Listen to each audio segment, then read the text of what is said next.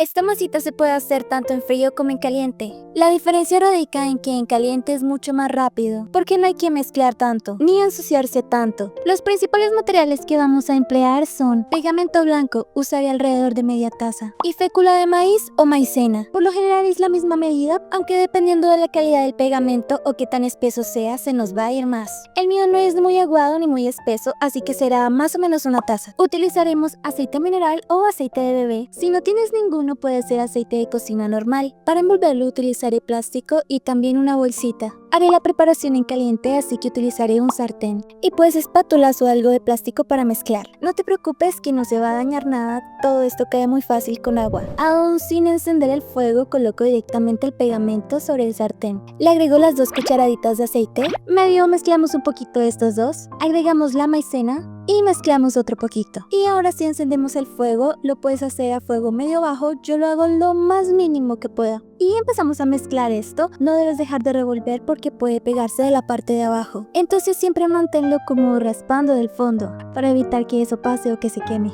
Ya luego de unos segundos, si lo sigues viendo muy aguado, le puedes poner un poco más de maicena. Aunque lo ideal y el éxito de la porcelana es que el pegamento sea de buena calidad, para no tener que ponerle tanta fécula de maíz, ya que es muy común que al secarse la pieza se empiece a agrietar. También se le suele agregar bien sea una cucharada de vinagre o de jugo de limón para conservarla. Es decir, si la van a tener mucho tiempo guardada, le agregas eso para que no le empiece a salir hongos. Yo no le he puesto porque la hago para utilizar de una vez. En menos de una semana la termino. Vas a saber que está lista porque se va a empezar a despegar del recipiente y a empezar a volverse este grumo gigante que cada vez es más difícil de mover. Entonces ahí ya lo retiras del calor. No hay que dejarlo enfriar demasiado, de una vez hay que empezar a amasar. Yo antes utilizaría unos guantes mientras agarro consistencia para que no se me pegue todo en las uñas, pero esto se puede manipular así normal ya que no es tóxico. Nada más recuerda ponerte un poquito de aceite antes en las manos. El tiempo de amasado dependerá de la cantidad que hiciste. Yo tardé menos de 5 minutos. La textura debe ser la de un chicle y ya no se deben ver tantos grumos, así que entre más amases, más lisita y prolija se verá la masa. Ya cuando consideres que la tienes lista,